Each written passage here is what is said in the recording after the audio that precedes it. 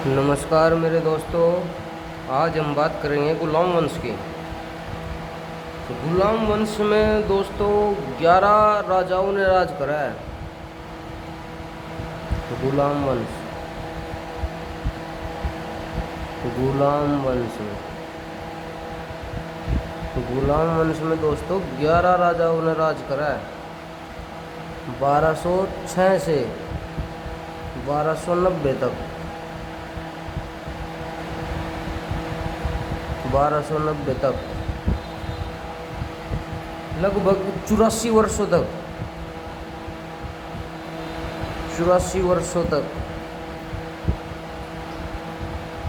गुलाम वंश ने राज करा है। गुलाम वंश ने दोस्तों और 11 राजाओं ने राज करा है।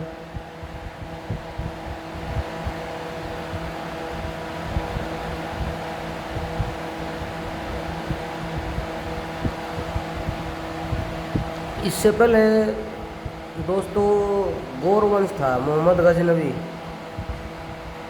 ना, मोहम्मद गजनवी नहीं दोस्तों, मोहम्मद गौरी, जो 1206 में मर गया था। जिसके बाद उसका जो सेवक था कुतुबुद्दीन ऐबक, जिसने गुलाम वंश की नींव रखी थी 1206 में। ठीक है दोस्तों, एक तो हम बात करेंगे दोस्तों कुतुबुद्दीन ऐबक की।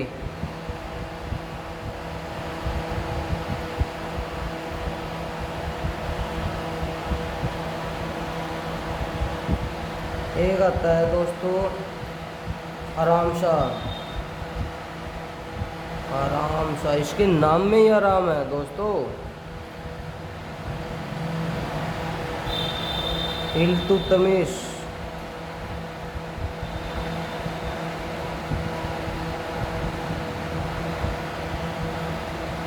रुकनुद्दीन,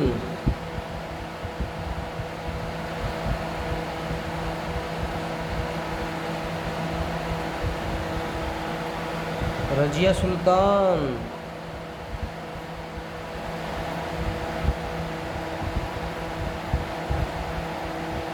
पहली मुस्लिम महिला शासिका थी रजिया सुल्तान दोस्तों। फिर आता है बहराम शाह।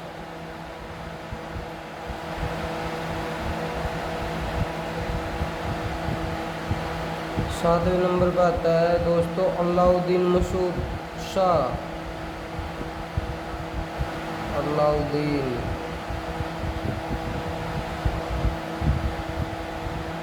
मसूद शाह। आठवें नंबर पे है दोस्तों नसरुद्दीन। नसरुद्दीन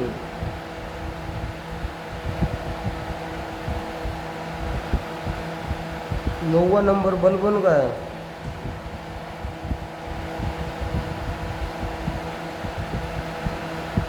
ये जो 10वें नंबर पे कैकुकाबाद है, ये ज़्यादा फेमस नहीं है दोस्तों।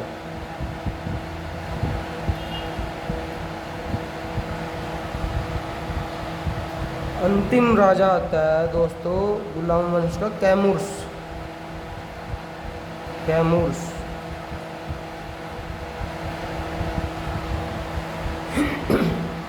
ये 11 राजा है जिन्होंने गुलाम वंश में राज किया है। पहले हम लेकर चलते हैं दोस्तों कुतुबुद्दीन ऐबक। कुतुबुद्दीन ऐबक,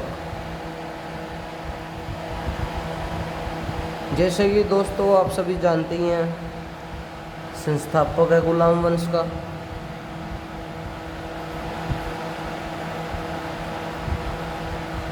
जो इसका कार्यकाल है ना दोस्तों, ये 1206 से लेके 1210 तक है।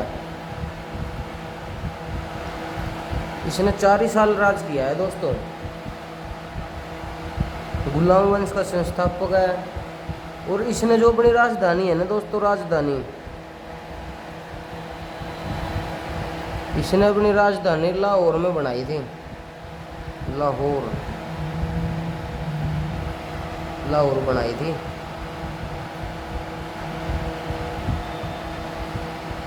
इसका गुरु था दोस्तों एक गुरु कुतुबुद्दीन बख्तियार काकी, कुतुबुद्दीन बख्तियार काकी।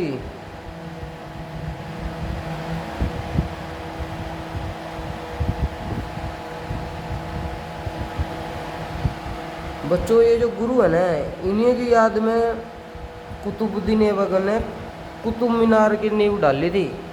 कुतुब मीनार की नींव।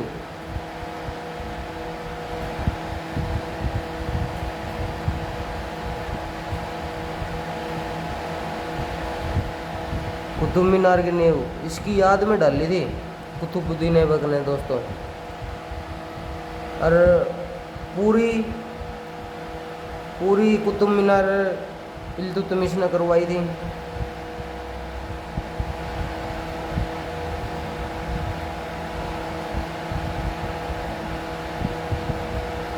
इल्तुतमिश ने पूरी करवाई थी।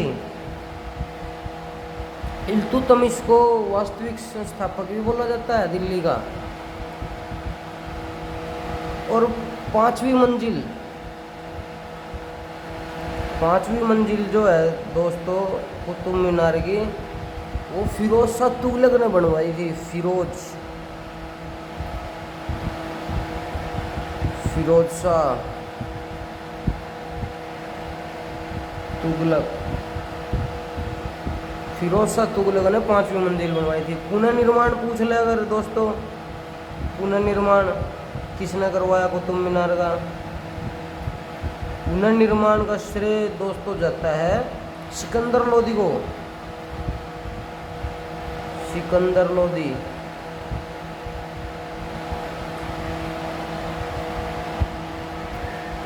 पुनर्निर्माण सिकंदर लोदी ने करवाया। और दोस्तों कई बार ये पूछ लेता है कि 2.5 दिन का झोपड़ा कहाँ पर है? 2.5 दिन का 2.5 दिन का झोपड़ा अजमेर में है। अजमेर में। और इसी ने कुतुबुद्दीन ऐबक नहीं बनवाया था वो।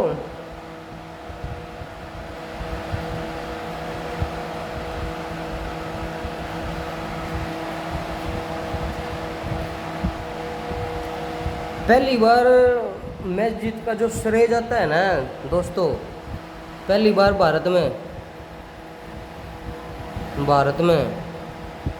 पहली बार मस्जिद का श्रेय ऐबक को ही जाता है। कुतुबुद्दीन ऐबक।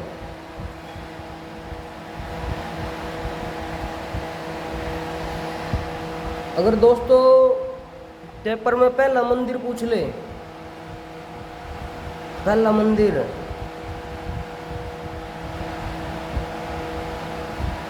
मंदिर है दोस्तों लोटस।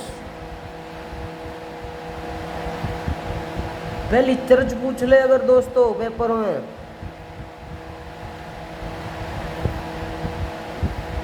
तो दोस्तों ये अपनी है सेंट स्टीफन केरला।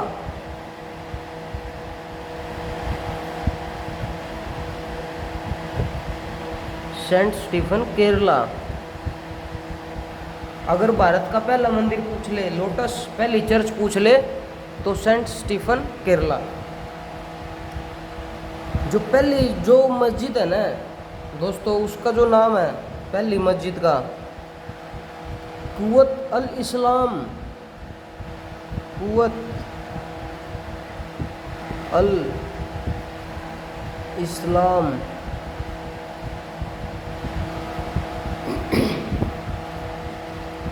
ऐबक, कुतुबुद्दीन ऐबक की दोस्तों कुछ उपाधियां भी है। कुतुबुद्दीन ऐबक को उपाधियां, ऐबक की उपाधियां हैं दोस्तों। इसको कुरान खां भी कहते थे। कुरान खां ऐबक को कहते थे। लाख बख्श, बख्श। हातिम भी,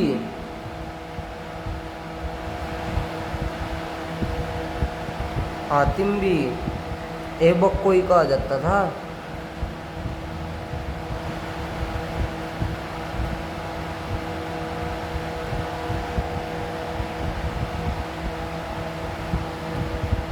कुतुबुद्दीन ऐबक का जो सेनापति था ना बच्चों, सेनापति, ऐबक का सेनापति,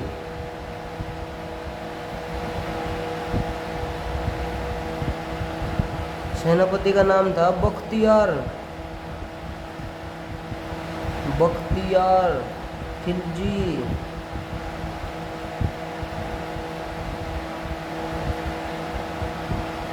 बख्तियार खिलजी है ना जो दोस्तों, बख्तियार खिलजी, ये कुतुबुद्दीन ऐबक का सेनापति था।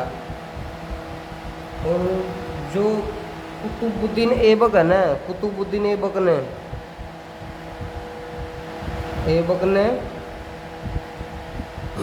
कुतुबुद्दीन ऐबक ने नालंदा विश्वविद्यालय जो कुमारगुप्त ने बनवाया था, नालंदा विश्वविद्यालय जो कि कुमारगुप्त के समय का है, कुमारगुप्त।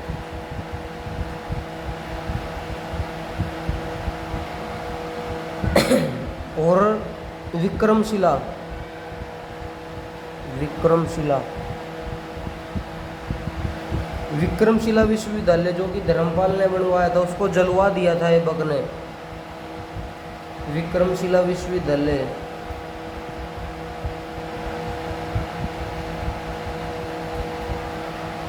विक्रमशिला विश्वविद्यालय धर्मपाल, धर्मपाल ने बनवाया था बच्चों। ये कुमारगुप्त ने बनवाया था नालंदा विश्वविद्यालय। इन दोनों विश्वविद्यालयों को ऐबक ने जलवा दिया था, जला दिया था।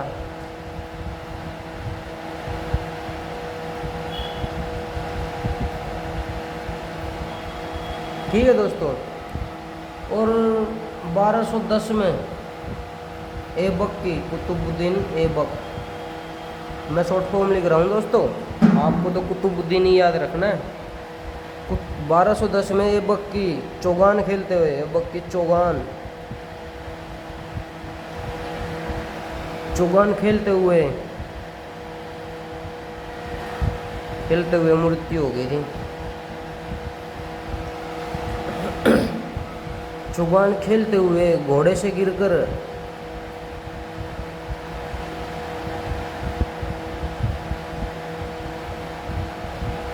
मृत्यु हो गई थी।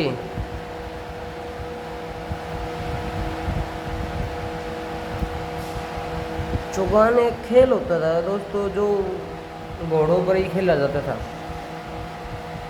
घोड़े से गिरकर इसकी मृत्यु हो गई थी 1210 में। तो इसके बाद दोस्तों आता है आराम शाह, आराम। जैसे कि दोस्तों इसके नाम में भी आराम है और ये करेगा भी आराम ही। इसका शासनकाल जो है दोस्तों 1210 से लेके 1211 तक ही रहेगा। ठीक है दोस्तों, ये अपने शासनकाल में बस आराम ही करा है दोस्तों, इसने कुछ नहीं करा। इसका जीजा था दोस्तों, जीजा इल्तुतमिश।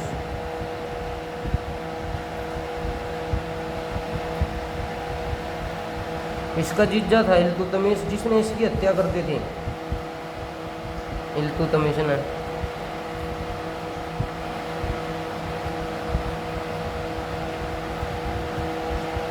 हत्या कर दी और गद्दी हथिया ली थी हत्या करके। तो इसके बाद दोस्तों आता है आराम शाह के बाद, आप समझ ही गए हो गए इल्तुतमिश आएगा, क्यों इल्तुतमिश ने इसकी हत्या कर दी।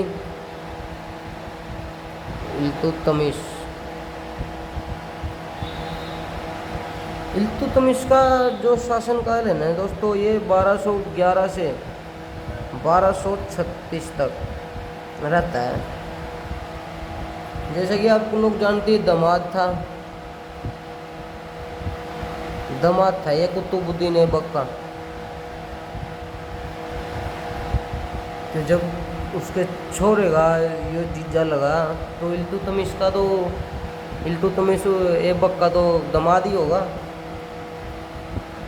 और इल्तुतमिश है ना जो, इसको इल्तुतमिश को 1229 में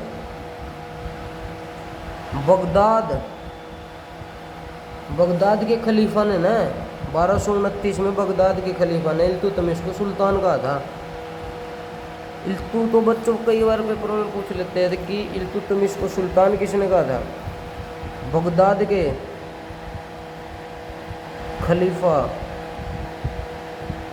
ने इल्तुतमिश को सुल्तान कहा था। इल्तुतमिश ने दिल्ली को अपनी राजधानी बनाया। इसने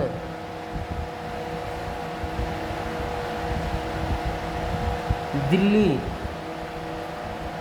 राजधानी बनाया, इसलिए इसको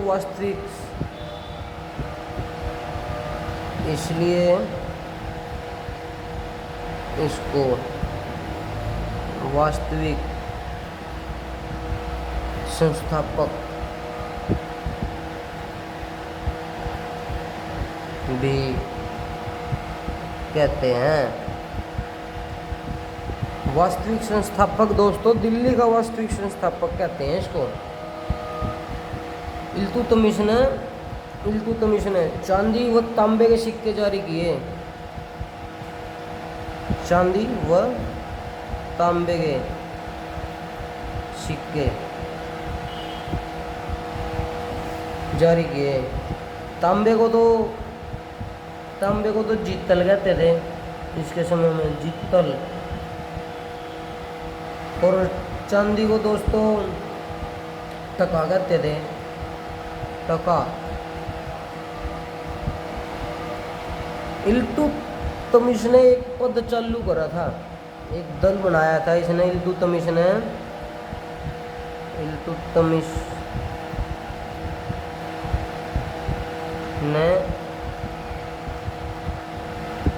दल चालीसा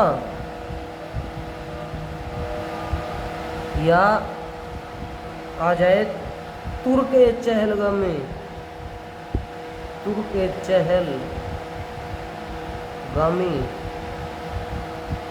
किया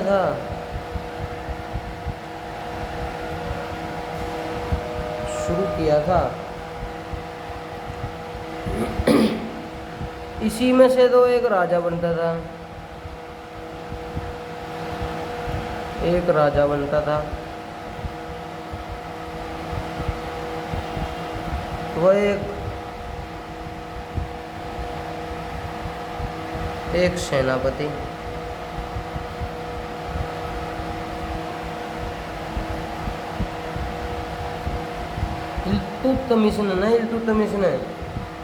इल्तुतमिश ने दोस्तों इक्ता प्रणाली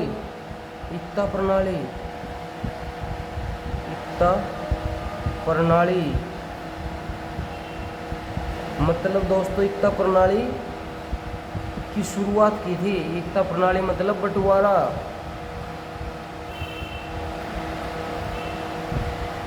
बंटवारे की शुरुआत इल्तुतमिश ने करी थी दोस्तों।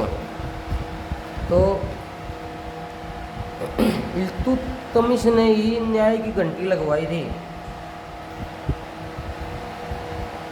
अगर बच्चों दोस्तों पेपरों में पूछा जाए कि न्याय की घंटी किसने लगवाई थी, न्याय की घंटी दोस्तों लगवाई थी इल्तुतमिश ने।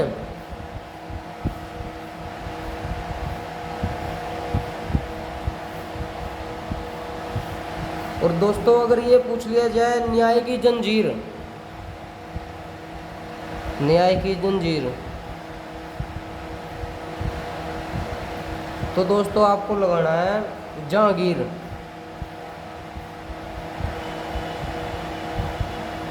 ये दो ऐसे क्वेश्चन हैं दोस्तों, न्याय की घंटी पूछे तो इल्तुतमिश लगाना है, न्याय की जंजीर पूछे तो जहांगीर लगाना है। 1236 में 1236 में दोस्तों मृत्यु हो जाती है इसकी, कुतुबुद्दीन ऐबक की यहाँ कहानी ख़त्म हो जाती है दोस्तों 1236 में। फिर 1236 में आता है दोस्तों रजिया सुल्तान का राज।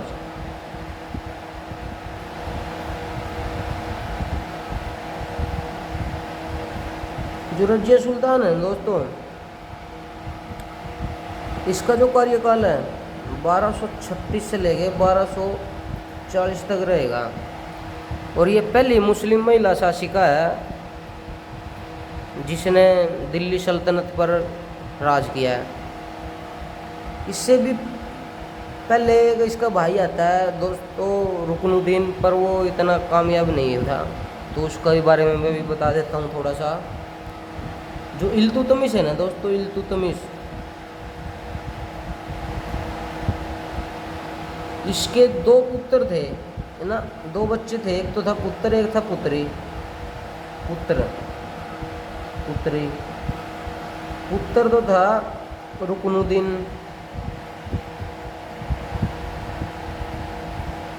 पुत्री थी रजिया।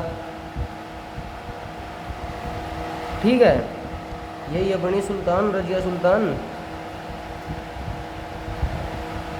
तो इसका कार्यकाल रहता है दोस्तों रुकनुद्दीन का 1236 से 36 तक ही, इसका है 1236 से 40 तक। जो रुकनुद्दीन है ना, रुकनुद्दीन, इसको जनता ने पद से हटा दिया था।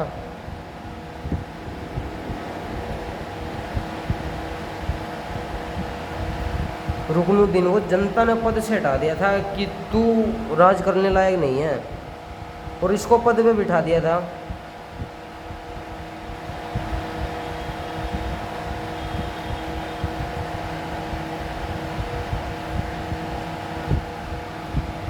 ठीक है, तो अब हम बात करते हैं दोस्तों रजिया सुल्तान की, पहली मुस्लिम महिला शासिका जिसने दिल्ली सल्तनत पर राज किया है। पहली के साथ साथ अंतिम भी है।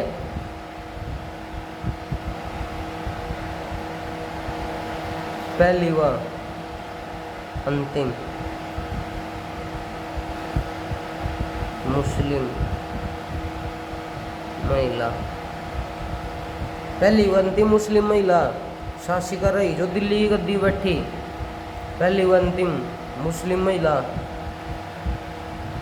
शासिका जो दिल्ली की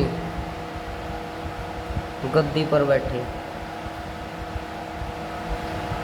ठीक है दोस्तों, सबसे मेन क्वेश्चन तो इसका ये है, और इससे भी ज़्यादा मेन दोस्तों ये पड़ता है कि इसने पर्दा प्रथा को बंद कर दिया था। पर्दा प्रथा बंद करवा दी थी।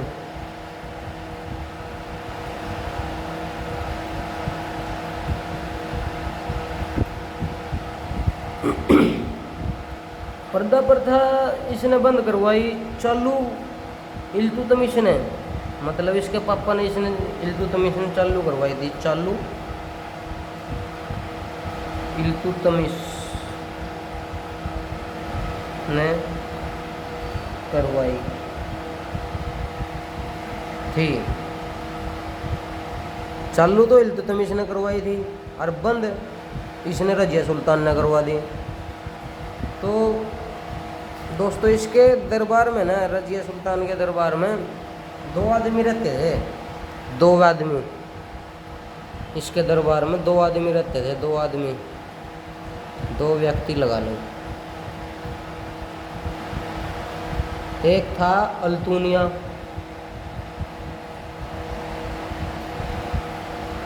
और दोस्तों एक था याकूत।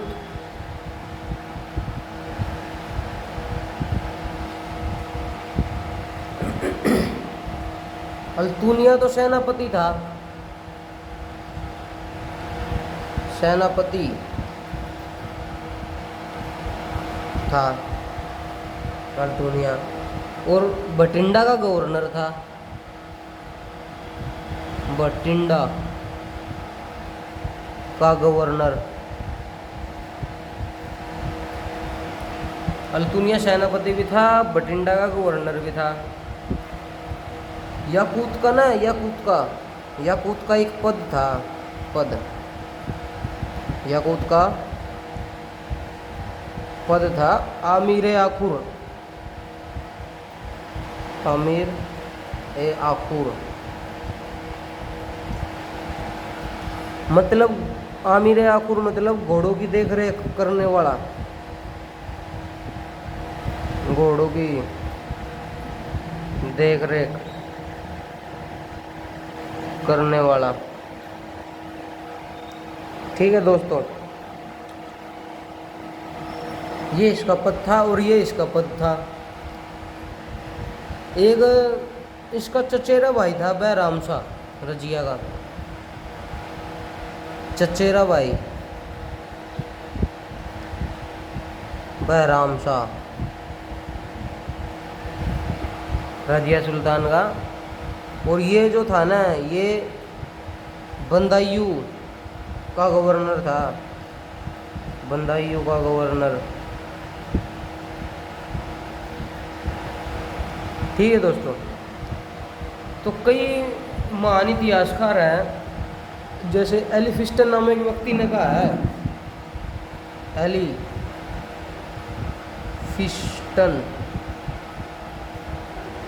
एलिफिस्टन नामक व्यक्ति ने कहा है रजिया का नाम महान शासकों में होता अगर वह स्त्री न होती। ने कहा कि रजिया का नाम महान शासकों में होता अगर वह स्त्री ना होती तो। एक और इतिहासकार है दोस्तों, सिराजुद्दीन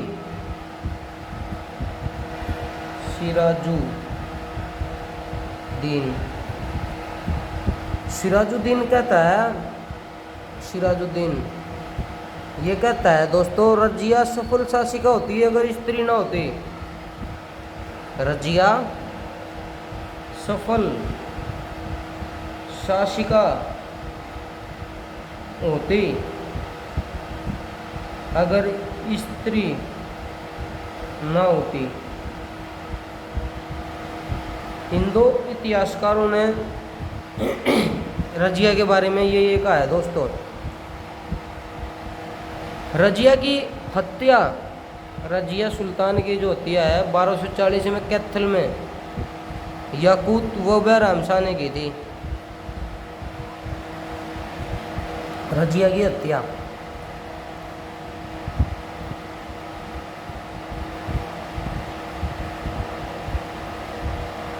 (1240) में ये जो दो बंदे हैं ना, याकूत और बैराम शाह, इन दोनों ने मिलकर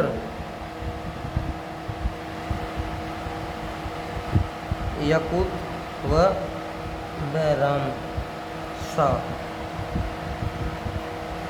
ने की थी। कैथल में की थी यार दोस्तों, कैथल में जो एक कहानी है दोस्तों, रजिया सुल्तान जो है ना, रजिया ये अल्तुनिया से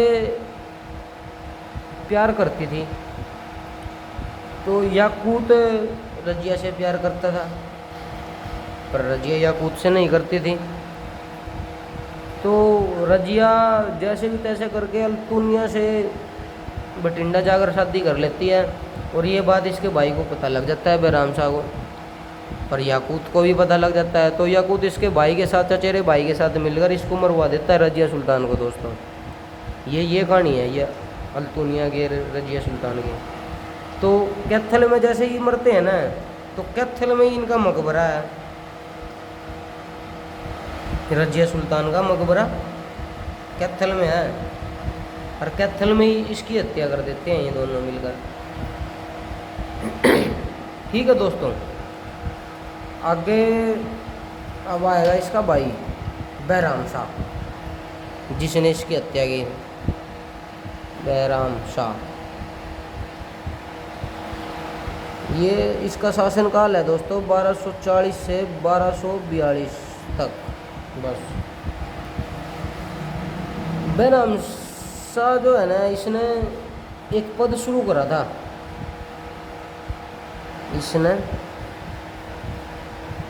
एक पद शुरू किया था। उस पद का नाम है दोस्तों नायब मामलीकार, नायब ए मामली कर, मतलब दोस्तों अंगरक्षक।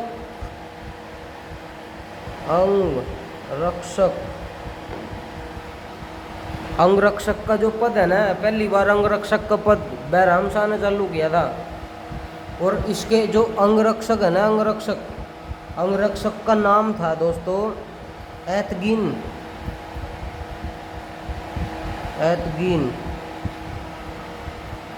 ठीक है दोस्तों, और इसकी जो मृत्यु है ना 1242 में इसकी मृत्यु हो जाती है। 1242 में बैराम शाह की। ज़्यादा लंबे समय तक नहीं चल पाता है, जैसा कि अपनी बहन से के साथ इसको मरवाता है, तो आप भी ज़्यादा जी नहीं पाता है। तो इसके बाद आता है दोस्तों अलाउद्दीन मसूद शाह।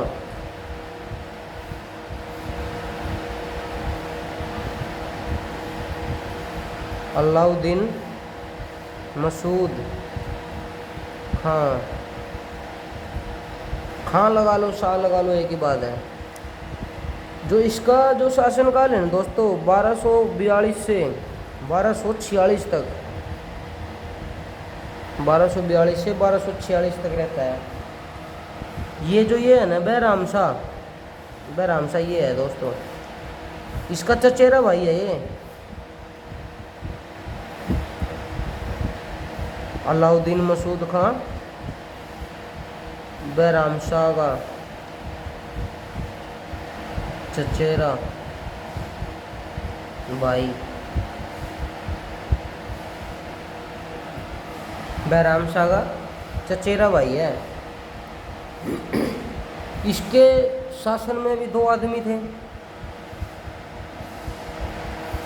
इसके शासन में भी 2 आदमी थे।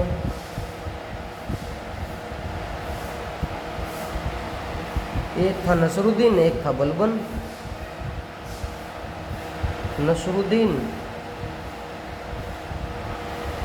दूसरा था दोस्तों बलबन।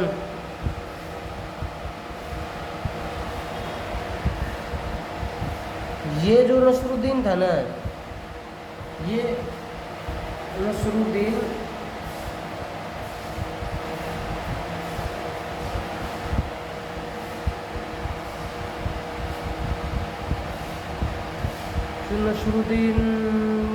दोस्तों नसरुद्दीन मसूद खां का मामलीकार था। मसूद खां जो ये जो आदमी है ना, ये इसका अलाउद्दीन मसूद खां का मामलीकार है। ये अंगरक्षक है, मतलब शॉर्ट फॉर्म है दोस्तों अंगरक्षक। इसका अंगरक्षक है ये अलाउद्दीन मसूद खां का। और ये ससुर है नसरुद्दीन का।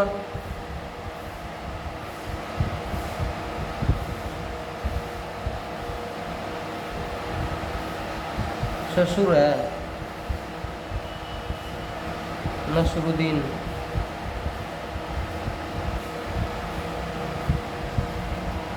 बलबन इसका ससुर है, ये इसका अंगरक्षक है। ठीक है दोस्तों, तो 1246 में ना नसरुद्दीन ने बलबन के कहने पर नसरुद्दीन ने इसके अपने ससुर बलबन के कहने पर नसरुद्दीन ने बलबन के कहने पर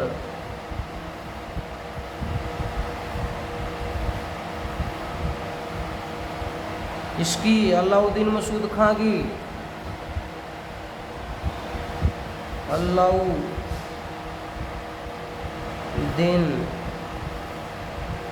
मसूद खां की हत्या कर दी।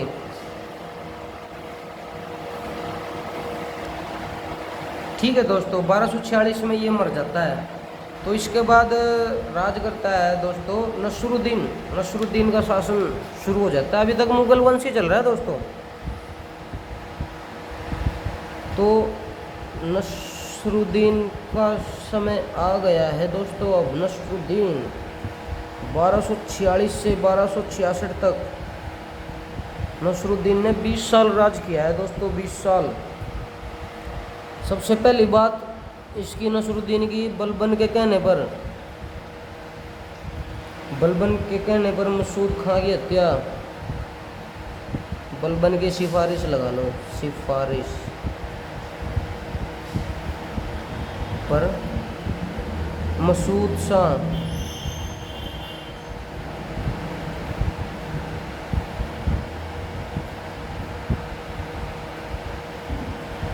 बलबन के कहने पर मसूद खां की हत्या कर दी थी। ठीक है दोस्तों, अपने सलाहकार के रूप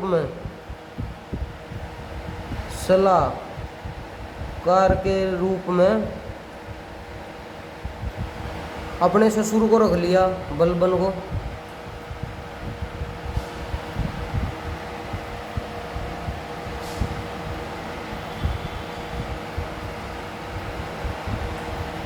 ठीक है दोस्तों, ऐसा राजा था ये दोस्तों, ऐसा राजा था जो अपने शासन काल में पागल हो गया था।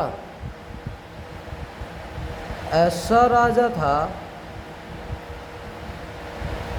जो अपने शासन काल में पागल हो गया था। जो अंतिम समय था ना इसका दोस्तों, अंतिम समय नसरुद्दीन का, अंतिम समय में इसने टोपियां बुनकर जीवन यापन किया था। अंतिम समय में यह टोपियां बुनकर जीवन यापन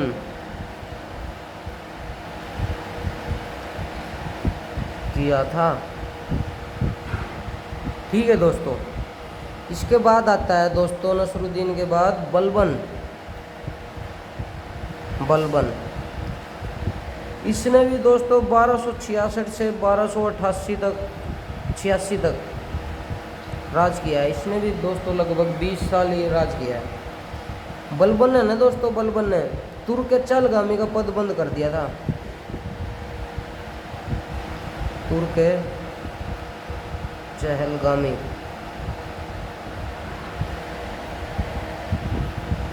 चहलगामी का पद बंद कर दिया था। चालू इल्तुतमिश ने करवाया था भाई।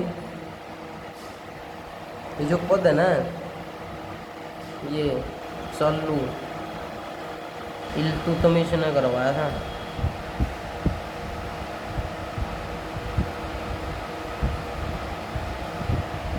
ठीक है दोस्तों, इसके बलबन के दरबार में आमिर खुसरो रहते थे। आमिर खुसरो इसके दरबार में आमिर खुसरो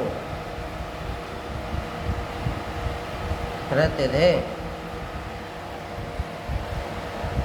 जिसे तोती हिंद या हिंद का तोता कहते हैं।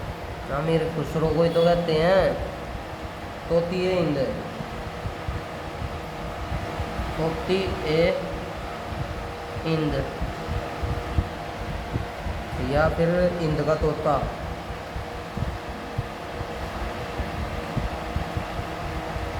हिंद का तोता कहते थे। ठीक है दोस्तों,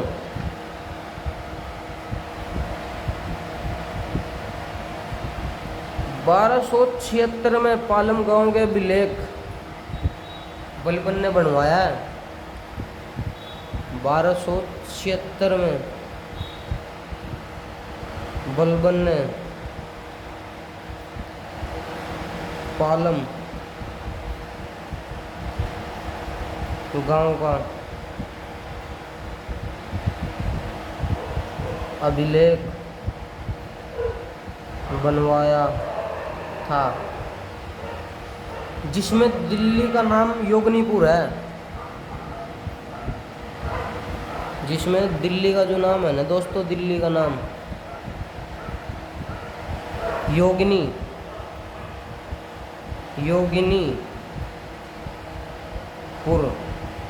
है। ठीक है दोस्तों, 1276 में बलबन ने पालम गांव का अभिलेख बनवाया था, जिसमें दिल्ली का नाम योगनीपुर है। ठीक है मेरे दोस्तों, इसने दल चालीसा इसने बंद कर दिया था। बलबन ने दल चालीसा अभी बताया था आपको, दल चालीसा बंद किया था। लो रक्त की नीति अपनाई थी, लो रक्त। तो लो रक्त की नीति आज दोस्तों पेपरों में कि लो रक्त की नीति किसने अपनाई थी? लो रक्त की नीति बलबन ने अपनाई थी।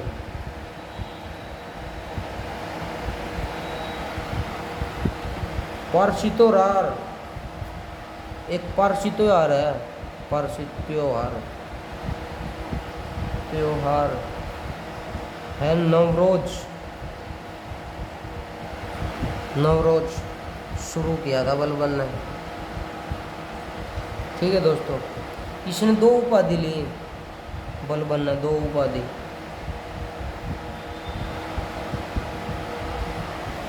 एक उपाधि है जिले लाही, जिल ए इलाही, जिले लाही।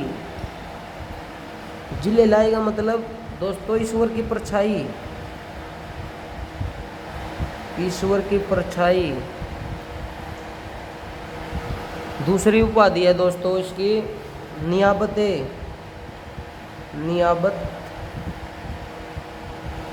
ए खुदाई, नियाबत ए खुदाई, जिसका मतलब है दोस्तों ईश्वर का प्रतिनिधि, ईश्वर का प्रतिनिधि। ठीक है दोस्तों, बलबन ऐसा शासक है जिसने एक प्रणाली शुरू करी थी। बलबन ने सिजदा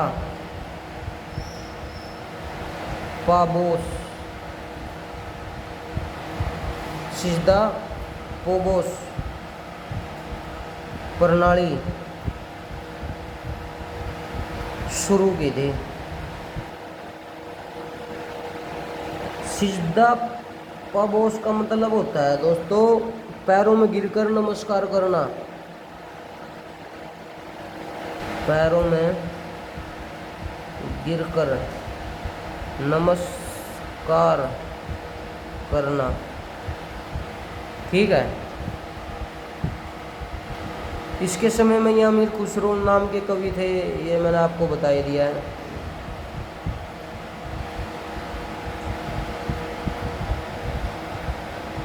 इसके समय में अमीर खुसरो कवि थे।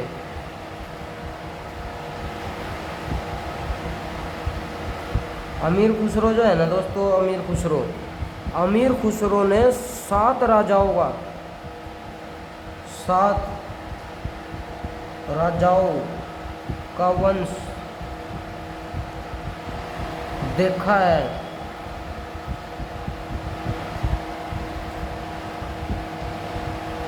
और अमीर खुसरो को हिंद का तोता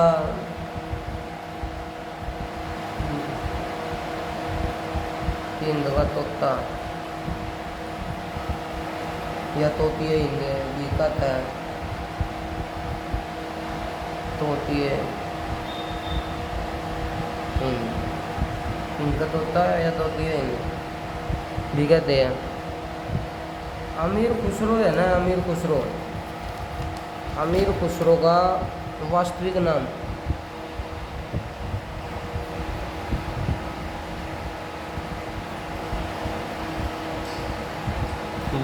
नाम अमीर खुसरो का वास्तविक जो नाम है ना, वो मोहम्मद हसन है। मोहम्मद हसन था। बलबन के शासन काल में ही तबला और खड़ी बोली